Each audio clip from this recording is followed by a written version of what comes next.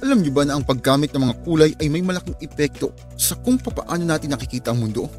Imagine mo, paglabas mo sa bahay, tapos makikita mo yung mga berdeng damo na parang sumusulpot sa lupa, habang yung araw sa tanghaling tapat ay nagbibigay ng maliwanag na ilaw sa paligid. Ang dami nga nating nakikitang kulay, di ba? Parang yung orange na dahon sa puno, tapos yung pula sa bulaklak, at syempre yung itim sa kalsada.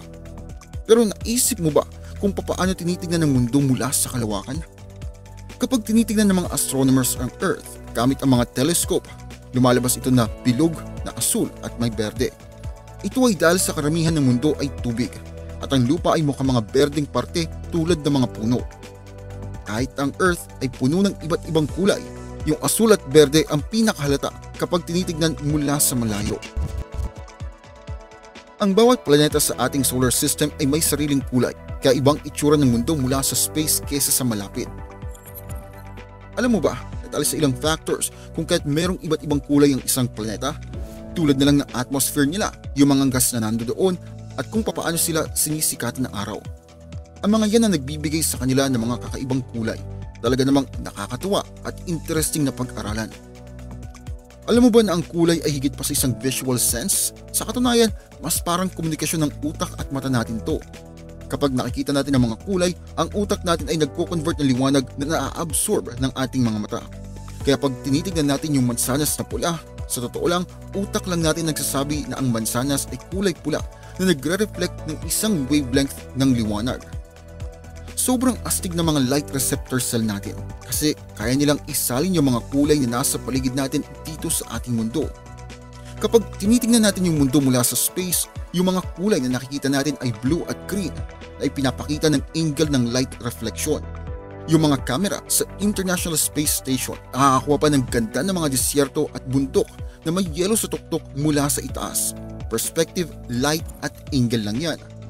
Pero naisip mo na ba kung ano ang nagbibigay ng magandang kulay sa ibang mga planeta? Halimbawa, ano ang sanhi ng pulang kulay ng Mars o ang light yellow-orange na kulay ng Saturn? Alam mo ba na ang sagot ay nasa atmosphere ng mga planetang yan, yung mga gas na naroroon at kung papaano kumakapit yung sinag ng araw sa kanila. Kaya sa susunod na tumingala ka sa gabi at humanga sa makukulay ng mga planeta, tandaan na may higit pa sa kulay kesa sa nakikita ng ating mga mata. Tungkol ito sa komunikasyon ng ating mata at ng ating utak, pati na rin sa unique na katangian ng bawat planeta na nagpapaganda sa kanila. Yung laman ng nasa surface ng mga planeta, pwedeng makaapekto yan sa kulay nila. Tignan mo yung Mercury. Karamihan ng nasa surface nito ay mga graphite na carbon-rich substance. Kapag tinitingnan natin ang Mercury sa telescope, parang slate gray yung kulay ng graphite sa surface nito. Na parang may gumuhit ng planeta gamit ang lapis tapos nakalimutan nilang kulayan. Pero teka ha, huwag mong i-confuse yung gray ng Mercury sa gray ng buwan. Yung buwan kasi dahil sa iron yun, hindi sa graphite. At ang mas interesting pa dito, may mga parte ng graphite sa Mercury. Hindi lamang sa ibabaw nito, baka nga nasa ilalim pa ng balat ng planetang yan. Kaya may idea tayo kung anong itsura nila dati. At alam mo ba na ang mga elemento na nagdudulot ng kulay sa isang planeta ay maaaring nakatago sa surface ng isang planeta at pwede nitong makita sa lupa.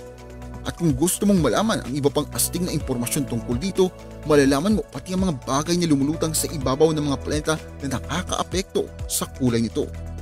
Astig isipin na yung iba't ibang bagay sa bawat planeta nag-aambag sa unique color ng bawat isa. Parang bawat planeta ay may sariling signature na mga kulay. Ang mga kulay ng mga planeta ay naapektuhan hindi lang ng kung ano ang nasa ibabaw, kundi pati na rin kung ano ang nasa atmosphere nila. Halimbawa, ang Venus ay may makapal na atmosphere ng carbon dioxide at sulfuric acid na nagbibigay sa kanya ng sunog na orange at mapusyano dilaw na itsura. Kung sakaling magpupunta ka naman sa Uranus, papansin mong nakaka-relax na asul na kulay nito na nagaling naman sa malilit na concentration ng methane sa atmosphere. Pero paano naman ang Mars? Ay oo nga pala, ang pulang planeta. Ang Mars kasi kulay pula dahil sa mga factors na nagko-combine. Alam mo, ang Mars ay sagana sa iron mula sa ibabaw hanggang sa kaloob-looban nito. Sa normal na kondisyon, ang lahat ng iron ay magpapakita ng kulay abos sa planeta. Pero dahil sagana sa oxygen ang atmosphere ng Mars, ang iron ay nagkakaroon ng oxidation at nagiging kulay kalawang o kulay pula. Parang kapag iniwan mo ang isang piraso ng bakal sa labas ng matagal, ito ay kinakalawang. Pero sa case ng Mars, mas malaki ang sukat nito. Baka akalain mo parehas lang ang kulay ng planeta kahit anong mangyari. Walang pagbabago. Pero hindi lang ganon. Minsan dahil sa sobrang sama ng panahon, magbabago ang kulay ng planeta. Halimbawa na lang dito ay ang Jupiter. Alam naman nating lahat na malakas ang bagyo sa gas giant na ito, lalo na yung sikat na Great Red Spot na malaking vortex na umiikot ng ilang siglo na. Pero alam mo na ba yung ibang kulay sa Jupiter? Dahil din yan sa sobrang sama ng panahon. Yung mga puting parte na nakikita mo, mas mahinang bagyo yun na hindi gaanong malakas ang hangin.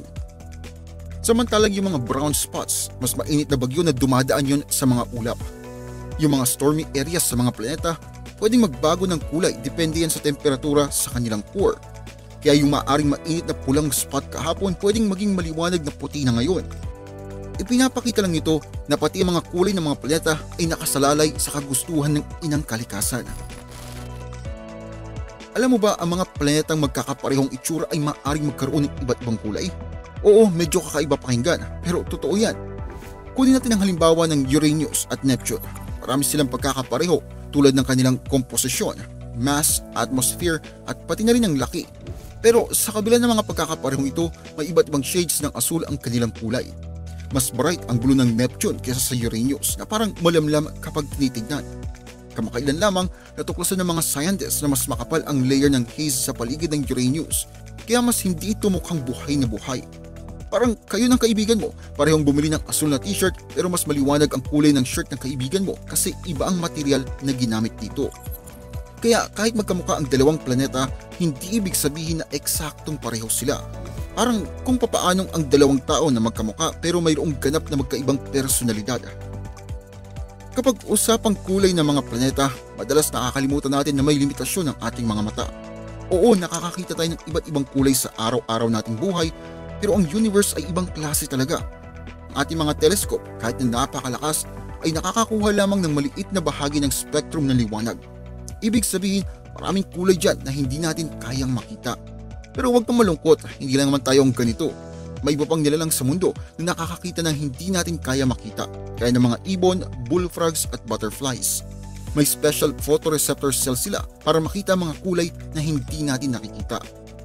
So, sino nga bang nakakaalam kung anong kulay talaga ng mga planeta? Baka naman mayroon silang napakaraming kulay na hindi pa natin alam. O baka naman iba-ibang shades lang ang mga kulay na kilala natin. Sa kahit anong paraan, ito ay paalala na ang ating pag-unawa sa universe ay limitado ng ating sariling biology.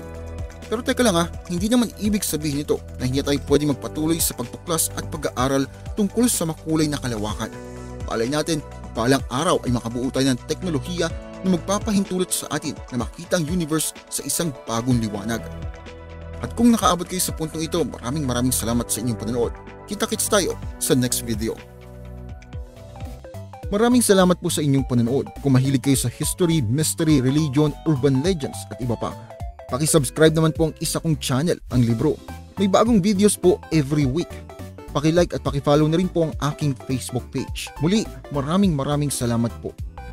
Maraming salamat lalo na sa mga solid supporter na sina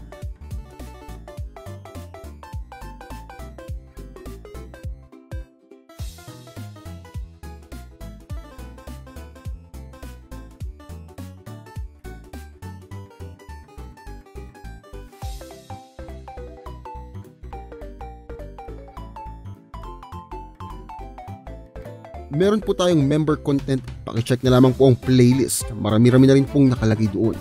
Muli, maraming salamat po sa inyong patuloy na pagsuporta.